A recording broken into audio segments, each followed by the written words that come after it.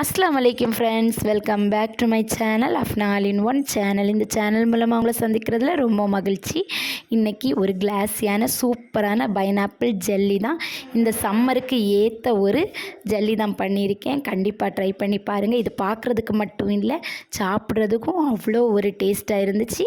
கண்டிப்பாக ட்ரை பண்ணி பார்த்துட்டு எப்படி இருந்துச்சு அப்படின்னு சொல்லிட்டு எனக்கு கமெண்ட் பண்ணுங்கள். இப்போ வாங்க எப்படி பண்ணுறதுன்னு பார்க்கலாம். பைனாப்பிள், சுகர், கண்டென்ஸ்டு மில்க், அதோட பால் எடுத்து வச்சுருக்கேன். இப்போ ஒரு மிக்ஸி ஜாரில் ஒரு கப் அளவுக்கு பைனாப்பிள் சேர்த்துட்டு அதில் 2 டேபிள் ஸ்பூன் அளவுக்கு கண்டென்ஸ்டு மில்க் சேர்க்குறேன்.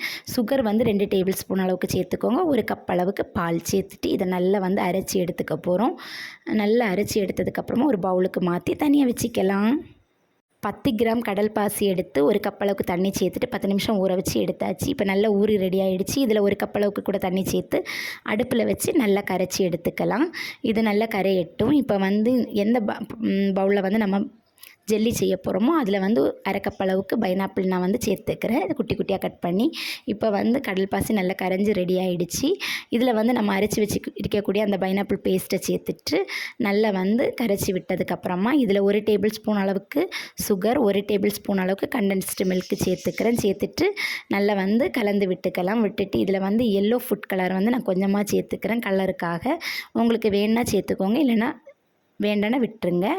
இப்போ நல்லா ரெடி ஆனதுக்கப்புறமா இதை அரிச்சு சேர்த்துக்கலாம். நம்ம அரிச்சு சேர்த்தா தான் அந்த கிளாஸியான ஒரு லுக் நமக்கு கிடைக்கும்.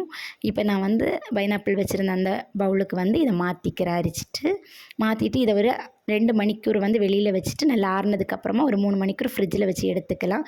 இப்போ நான் ஃப்ரிட்ஜில் வச்சு எடுத்தாச்சு. இப்போ ஒரு பவுலுக்கு மாற்றிக்கிறேன், ஒரு பாத்திரத்துக்கு மாற்றிக்கிறேன். இது அவ்வளோ சூப்பராக இருந்துச்சு பார்க்குறதுக்கு. உங்களுக்கே கண்டிப்பாக தெரிஞ்சிருக்கும் இது எவ்வளோ சூப்பராக இருக்குது அப்படின்னு சொல்லிட்டு.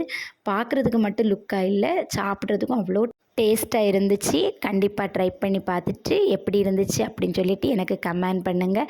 நீங்கள் எனக்கு கமெண்ட் பண்ணுறதுல தான் நான் அடுத்தடுத்த வீடியோ அப்லோட் பண்ணுறதுக்கு எனக்கு கொஞ்சம் சந்தோஷமாக இருக்கும். கண்டிப்பாக எனக்கு சப்போர்ட் பண்ணுங்கள்.